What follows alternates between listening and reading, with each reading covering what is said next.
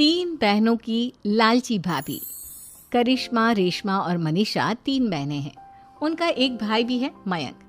मयंक अपनी बहनों को बहुत प्यार करता है, लेकिन मयंक की पत्नी सविता इस मामले में मयंक से बिल्कुल ही अलग है।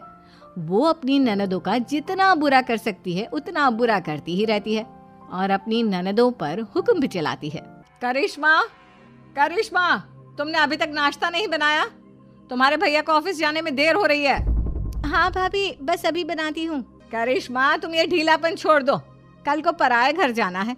वहाँ अगर तुम इस तरह से काम करोगी तो लोग क्या कहेंगे कि माँ ने और भाभी ने कुछ सिखाया नहीं। और तुम्हारी दोनों बहनें कहाँ हैं? रेशमा मार्केट गई है और मनीषा सो रही है। क्या? सुबह के 8 बज रहे हैं और ये महारानी अभी भी सो रही है? ये कहते हुए सविता अपनी सास दुर्गा देवी के पास जाती है।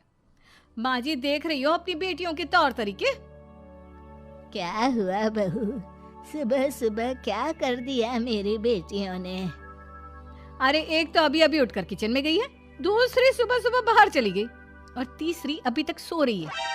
क्या करूं मैं इन तीनों का, मैं तो परेशान हो गई हूँ। जा जाकर उठा उसे और रेशमा से मैं बात करती हूँ। सविता सीधा मनीषा के कमरे में जाती है और उससे कहती है, महारानी जल्दी उठो, सूरज सर पर आ गया है। भाभी थोड़ी देर और सोने दो ना, मैं रात को लेट सोई थी। वो क्या ना, यूनिट टेस्ट चल रहे हैं। शराफत से उठती है या नहीं, या फिर पानी की भरी बाल्टी डालूं तेरे ऊपर? नहीं नहीं भाभी, मुझे बिस्तर में नहीं लाना, उठती हूँ मैं। मनीषा जल्दी से उठकर बाथरूम में चली जाती है। सभी आराम से बैठकर नाश्ता कर रहे होते कि तभी रेशमा बाजार से हाथ में सामान लिए आ जाती है। रेशमा को देखते ही सविता उस पर बरस पड़ती है। लो, आ गई महारानी। ऐसा भी क्या सामान लाना था जो सुबह आंख मलते ही बाजार की तरफ रवाना हो गई? भाभी, कल आप ही तो चीख रही थी कि घर का सारा सामान मुझे ही लाना पड़ता है, घर में किसी को भी किसी काम से कोई लेना देना नहीं है। अब मैं बाजार जाकर सामान ले आई तो आपको इस बात से भी तकलीफ हो रही है? देख रही हो माँ जी, अपनी बेटी की जुबान कैंची से भी तेज चलती है। और मयंक, आप तो कुछ कहेंगे नहीं अपनी लाडली बहन को। रेशमा, अपनी भाभी से ऐसे बात नहीं करते। चलो माफी मांगो। भैया, मैं क्यों माफी मांगू?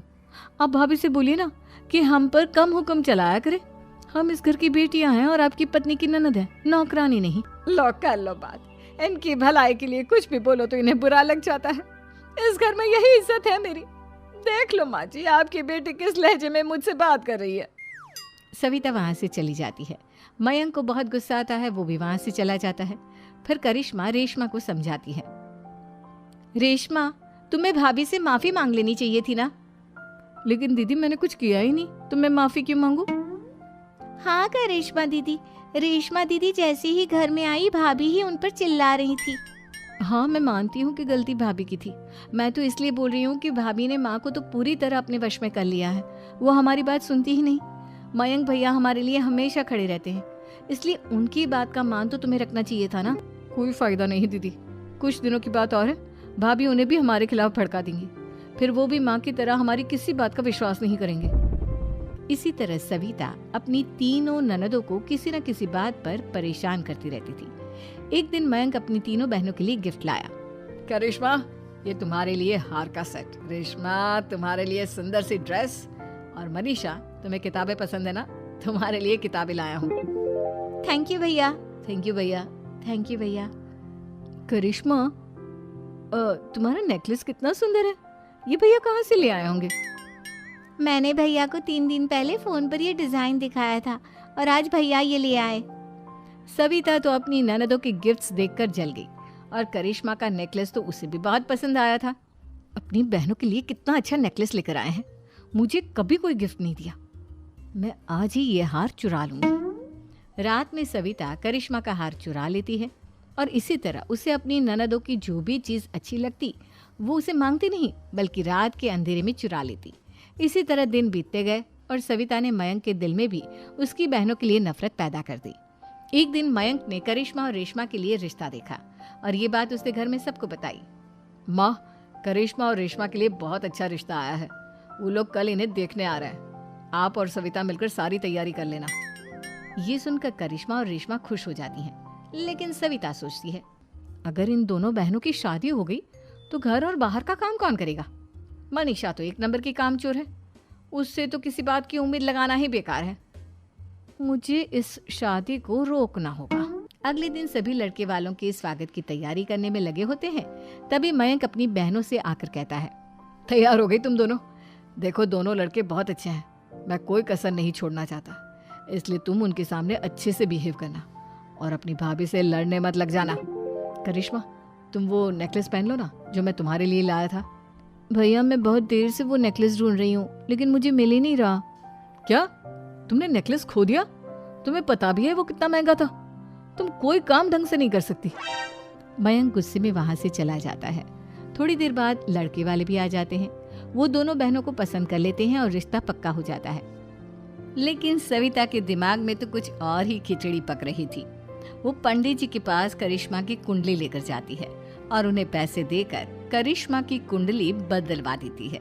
जब लड़के वालों के पास करिश्मा की कुंडली जाती है तो वो दुर्गा को फोन करते हैं। बहन जी, हमने करिश्मा की कुंडली अपने पंडित जी को दिखाई थी। आपकी बेटी की कुंडली नहीं बल्कि दोषों का पिटारा है। देखिए, मैं और मेरे पति इन सब बातों में बहुत विश्वास करते हैं, इसलिए हम आपकी बेटी से अपने बेटे की शादी नहीं करा सकते। इस तरह करिश्मा का रिश्ता टूट जाता है और सभी घर वालों को बहुत दुख होता है। अब कविता सोचती है, चलो करिश्मा का तो रिश्ता टूट गया, अब रेशमा का भी रिश्ता तोड़ना है। क्या करूं? अब सविता आवाज बदलकर किसी अननोन नंबर से रेशमा के होने वाले ससुराल में फोन करती है। हेलो, मैं कौन हूँ कौन नहीं ये आपके लिए जानना ज़रूरी नहीं। बस इतना सुन लो कि रेशमा का 2 साल से किसी के साथ अफेयर चल रहा है। बस रेशमा का रिश्ता तोड़वाने के लिए सविता का इतना कहना काफी था। अब रेशमा का भी रिश्ता टूट गया। मयंक और दुर्गा देवी ने रेशमा को खूब खरी खोटी। अब रेशमा का भी रिश्ता तोड़ना है। क्या करूं? अब सविता आवाज बदलकर किसी अननोन नंबर से रेशमा के होने वाले ससुराल में फोन करती है। हेलो, मैं कौन हूँ कौन नहीं ये आपके लिए जानना ज़रूरी नहीं। बस इतना सुन लो कि रेशमा का 2 साल से किसी के साथ अफेयर चल रहा है। बस रेशमा का रिश्ता तोड़वाने के लिए सविता का इतना कहना काफी था। अब रेशमा का भी रिश्ता टूट गया।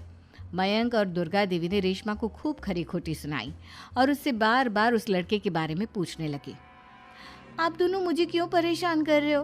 अरे कोई लड़का होगा मेरी लाइफ में तो मैं बताऊंगी ना, जब कोई है ही नहीं तो कहाँ से लाऊं मैं कोई लड़का? तो तेरे होने वाले ससुराल वालों को फोन किसने किया था? माँ मैं नहीं जानती किसने फोन किया था, मैं सच कह रही हूँ। मैं तो पहले ही कह रही थी इसकी लगाम खींच कर रखो, लेकिन मेरी सुनता ही कौन है। आप चुप रहिए भाभी, ये सब आपका ही किया धरा है। अब तीनों बहनों को विश्वास हो जाता है कि ये सब उनकी भाभी ही कर रही है। तीनों बहनें अपनी भाभी को सबक सिखाने के लिए एक वकील कर लेती है और घर में हिस्सा मांगना। देखो भैया, माँ बाप की जायदाद में जितना बेटों का हक होता है उतना ही बेटियों का, इसलिए इस घर के 4 हिस्से होंगे और हमें अपना हिस्सा चाहिए। मैंने तुम्हारे लिए क्या क्या नहीं किया और तुम इस घर में हिस्सा मांग रही हो? भैया, आप और माँ हम बहनों की कोई बात नहीं सुनते हो और भाभी हमारी शादी नहीं होने देगी क्योंकि उन्हें लगता है कि आप हमारी शादी में ज्यादा पैसा लगाओगे और उन्हें हम जैसी फ्री की नौकरानी कहाँ मिलेगी। तो हम भाभी के साथ तो रह नहीं सकते, हम बहनों को अपना हिस्सा चाहिए। अरे तुम्हें शर्म आनी चाहिए अपनी भाभी पर ऐसा इल्जाम लगाते हुए।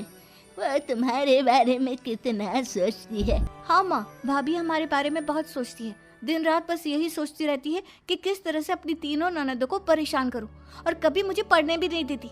दोनों बहनों का रिश्ता भी तो इन्होंने ही तोड़वाया है और रात में हमारे कमरे में आकर हमारी चीजें भी चुराती हैं। इसी तरह सविता की तीनों ननदें अपनी बात पर अड़ी रही। अब कोर्ट में तारीख भी शुरू हो गई। जब सविता को लगा कि उसकी तीनों ननद इतनी आसानी से नहीं मानने वाली, तो उसने अपने पति और सास को सारी सच्चाई बता दी और अपनी तीनों ननद से माफी मांगी।